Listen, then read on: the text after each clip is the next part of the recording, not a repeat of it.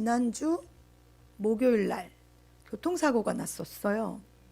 주차장에서 올라오는데 나는 정말 죽을 수 있구나라는 생각이 들었어요. 뒤에 차 내가 서 있고 앞에 차가 후진 기어를 넣고 엑셀을 싹 밟아버린 거야. 그래서 밑에 있던 나에게 차가 마치 창문을 뚫고 나한테 달려오듯이 이렇게 덤벼들었어요. 내 입을 지켰지. 에이씨 안 했어. 입을 딱 닫고 가만히 있었어요. 그리고 주님이 이 일을 그때 덕분이 성경 공부하고 오다 그랬거든. 이 일을 내게 허락하신 이유가 무엇일까 생각하고 있어요. 나는 일자목이라 지금 되게 목이 아파. 그래서 지금 이렇게 봄에 있어서 좀 불편하고 어깨가 좀 많이 불편해요. 우리는 지난주에 왔어? 이제 방학을 해서 우리 친구들이 와서 어서 와. 반가워. 그래서 안 보던 얼굴들을 보게 돼서 너무 반갑고 고마워요. 지난주에 우리는 이삭의 이야기를 하면서 묵상하는 자 이삭이 얼마나 하나님 앞에서 멋진 삶을 결단하며 살았는지에 대한 이야기를 나누었어요. 그게 묵상의 힘이라고 이야기를 했지요. 묵상하는 이삭의 삶은 사실은 임마누엘, 즉 하나님이 나와 함께 하신다라는 이 뜻의 이름과 아주 잘 맞아 떨어져요. 이삭이란 이름의 뜻은 기쁨이라는 뜻이거든요. 기쁨은 하나님을 기쁘게 하는 자는 어떤 자냐? 하나님이 계신 것을 믿고 그가 그를 찾는 자들에게 상 주시는 이심을 믿는 자는 하나님을 기쁘시게 할 수 있어요. 다른 어떠한 많은 행위와 어떤 것들이 필요하지 않아. 단지 하나님이 거기 계시구나. 그리고 그분이 내게 주시는 모든 것이 상이구나라는 걸 믿는 것, 그것을 하나님께서 기뻐하세요. 이삭은 아버지 아브라함에게 참 좋은 믿음을 물려받았고 그 모습을 자기의 온 삶을 통해서 잘 드러내고 있어요. 그러나 내가 진심으로 여러분에게 말하는 건 부모에게 물려받은 믿음으로 내가 구원받을 수는 없어요. 내가 부모에게 그런 믿음을 물려받았으나 어느 순간이 되면 하나님 앞에 나의 믿음을 고백하고 나의 구원을 주님 앞에 응답받아야 될 때가 있단 말이죠. 왜냐하면 우리는 모두 다 각자의 이름으로 각자의 하나님과 만나 각자의 구원을 이루어가기 때문에 그래요. 오늘 우리가 읽은 26장은 우리가 읽은 23절부터 25절은 26장 전체를 다 이해해야 알아들을 수 있는 본문이에요. 26장 첫 절에는 아브라함 때의 첫 흉년이 들었더니 그 땅에 또 흉년이 들매 이삭이 그랄로 가서 블레셋 왕 아비멜렉에게 이르렀더라 라고 되어 있어요. 아버지 아브라함이 흉년이 들었을 때 했던 행위를 고스란히 따라서 이삭도 블레셋 왕 아비멜렉으로 내려가요. 그런데 하나님께서 그날 밤에 이삭에게 나타나셔서 뭐라고 얘기하시냐면 3절에 26장 3절에 멈춰서 내려가지 마. 왜냐하면 흉년이 들었을 때 눈에 보이는 이득으로는 눈에 보이는 안정감으로는 즉 블레셋 왕 아비멜렉으로 가는 게 이걸 지나서 애굽으로 내려가는 게 훨씬 옳았어요. 그러나 하나님께서 그럼에도 불구하고 멈춰라고 말씀하시죠. 멈추라고 말하면서 뭐라고 약속하시냐면 너가 애굽으로 내려가지 말고 내가 너에게 지시하는 대로 그냥 이 땅에 거주해. 흉년이 들고 있는 바로 이 땅에 너 그냥 거주해. 그러면 내가 너와 함께 있고 내게 복을 주고 내가 이 모든 땅을 너와 내 자손에게 줄게 라고 약속해요. 세 가지를 약속하셨죠. 내가 너와 함께 있을게. 그리고 내가 너에게 복을 줄게. 세 번째, 이 땅을 너의 자손에게 내가 줄게. 뭐 하면? 멈춰서면. 네가 네 눈에 보이는 좋은 것을 따라 움직이지 않고 내 명령에 순종하면, 내가 말하는 것에 너가 순종하면 내가 이 약속을 지켜낼게 라고 하신 것, 이것이 이삭에게 준 약속이셨어요. 이게 임마누엘이에요. 함께 할게. 예수 그리스도의 이름이시죠? 그는 임마누엘, 우리와 함께 하신다라는 뜻이에요. 엄청나게 중요한 이야기가 오늘 이 본문에서 나오고 있어요. 그랬을 때 이삭이 순종해요. 내 눈에 보이는 것이 저쪽이 더 안전하고 저기가 더 풍요로워 보이고 저기가 더 내가 살만한 곳이라고 내가 판단했을 때 옳은 곳이지만 주님이 내게 말씀하셔서 내게 멈추라 하셨을 때 이삭은 순종을 선택해요. 사랑하는 여러분, 믿음은 선택이에요. 내가 예수 그리스도를 믿음으로 구원에 받은 그 순간부터 끊임없이 우리의 믿음에는 선택이 요구되어져요. 이것을 할까 하지 말까, 예배를 드릴까 드리지 말까, 이곳으로 갈까 가지 말까, 이게 하나님 기뻐하시는 걸까 그렇지 않을까를 끊임없이 매 순간 우리는 선택해요. 거기에 구원받은 믿음을 넘어서 여러분에게 주어진 능력의 믿음으로 그것을 선택하면서 가는 거예요. 그의 믿음의 선택이죠. 이삭은 선택했어요. 내가 하나님의 말씀에 순종하겠다고.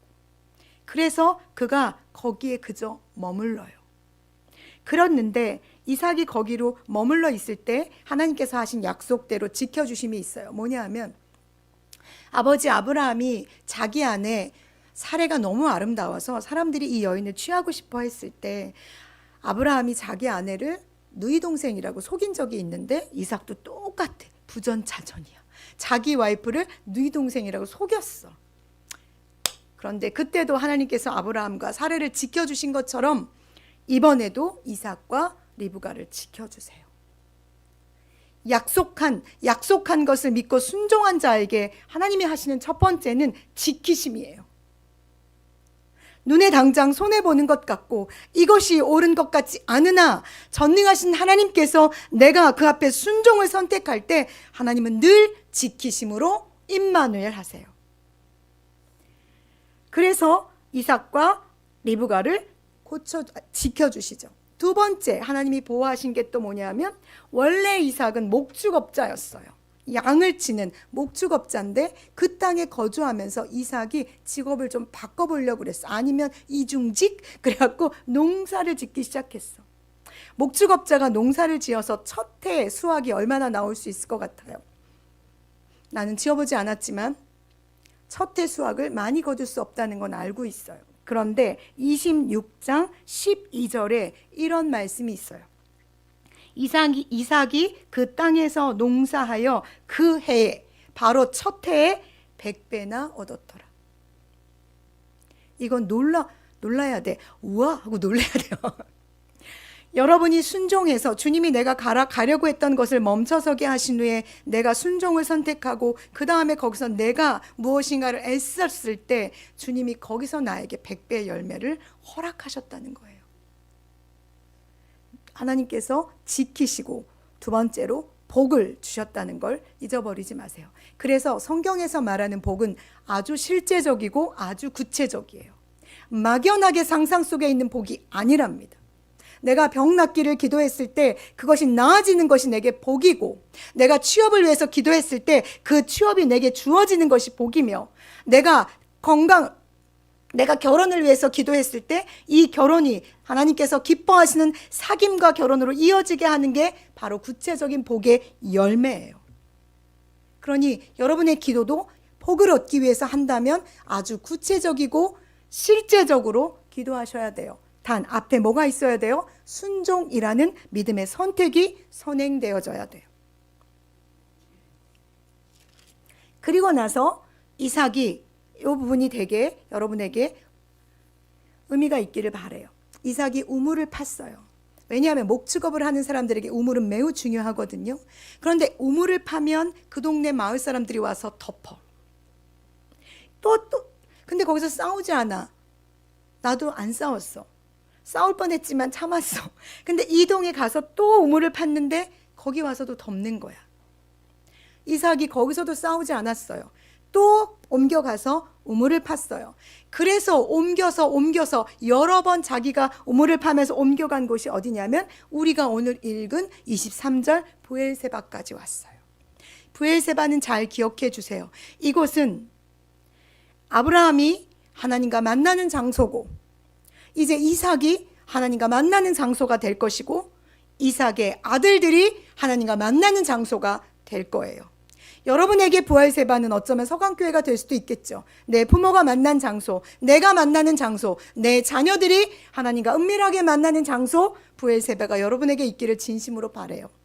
무슨 일이 있을 때, 곤고한 일이 있을 때, 기도의 제목으로 하나님 앞에 이것이 반드시 응답되어지기를 원하는 것을 내 심정에 갖고 있는 것이 있을 때 찾아갈 곳, 거기서 내가 가슴을 토해고 기도하면 하나님이 내 기도를 들으시고 나와 만나주시는 곳, 그곳이 브엘세바였어요. 이삭에게.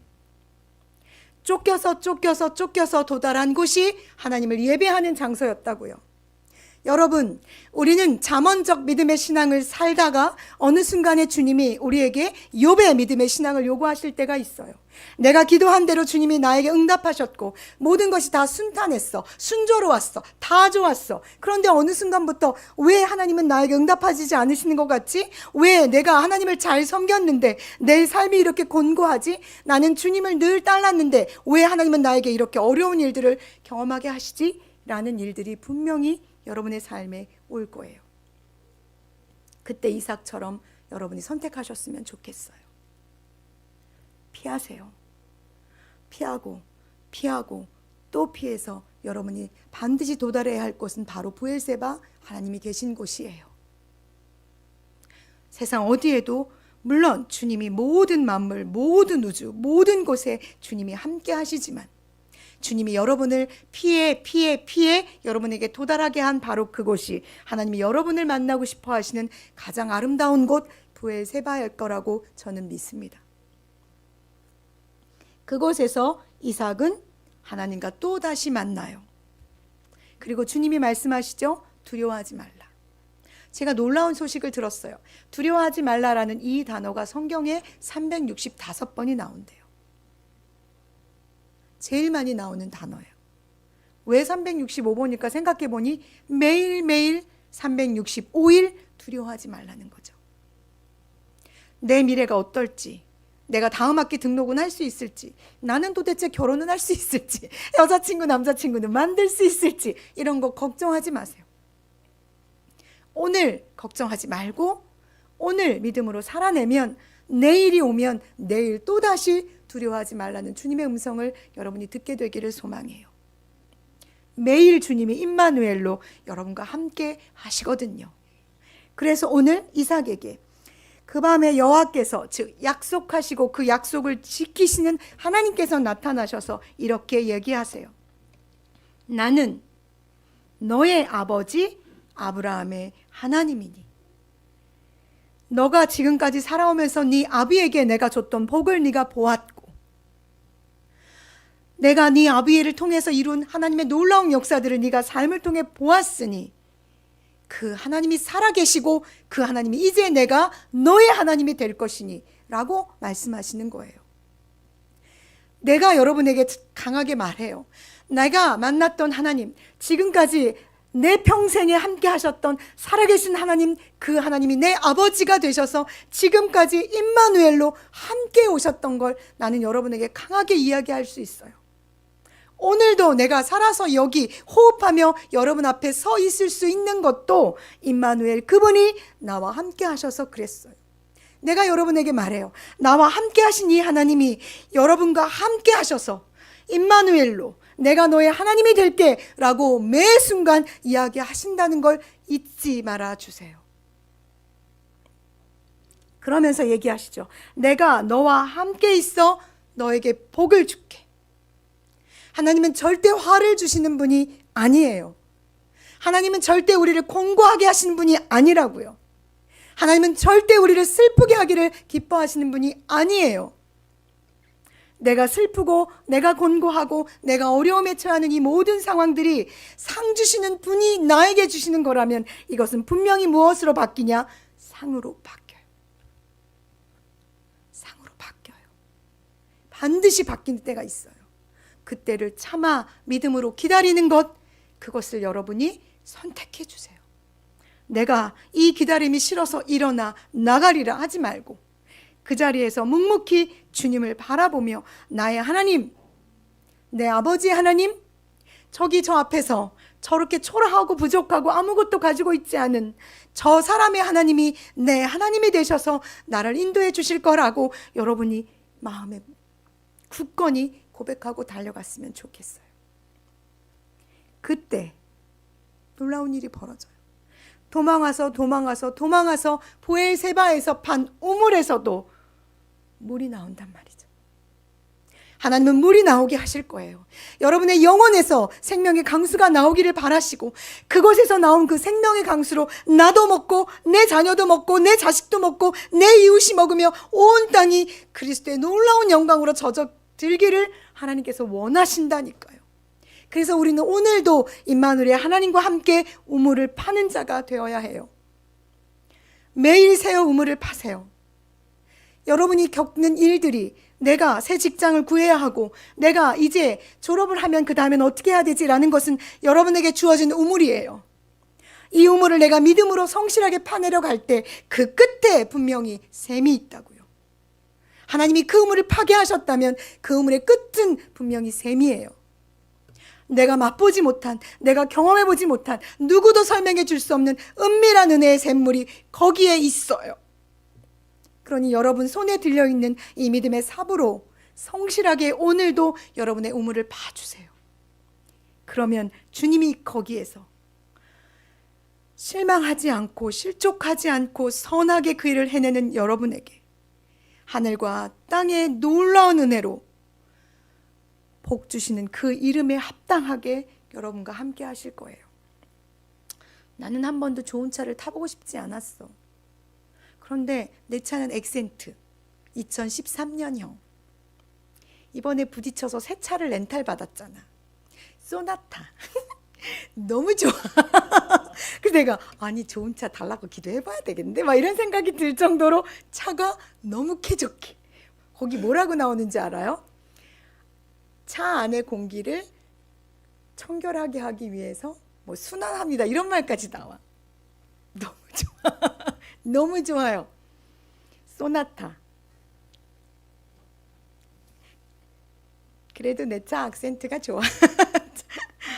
감사했어요. 지금 한 5일 탈 건데 아주 누려보려고, 이 차를 타고 열심히 누려보려고 해요. 사랑하는 여러분, 여러분이 가는 길이 절대 하나님께서 잠언의 신앙으로만, 믿음으로만 살게 하시지 않을 거라는 걸 내가 알아요. 분명히 욥과 같은 내가 이해할 수 없는 고난들과 곤고함들이 올 거예요. 그때 기억하세요. 잠언의 하나님도 내 하나님, 욥의 하나님도 내 하나님.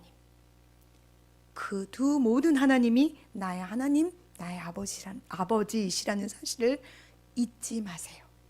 그때 여러분이 욥의 고백을 하게 될 거예요. 내가 말로만 듣던 하나님을 이제 눈으로 대면하여 보았습니다. 그 복이 여러분과 저에게, 난 사실 좀 이제 그만하고 싶긴 해. 욥은 그만. 이제 난 좀 평탄한 길이 있을 거라고 믿어. 의심치 않아. 그러니 그렇게 여러분과 나에게 주어질 거라고 믿습니다.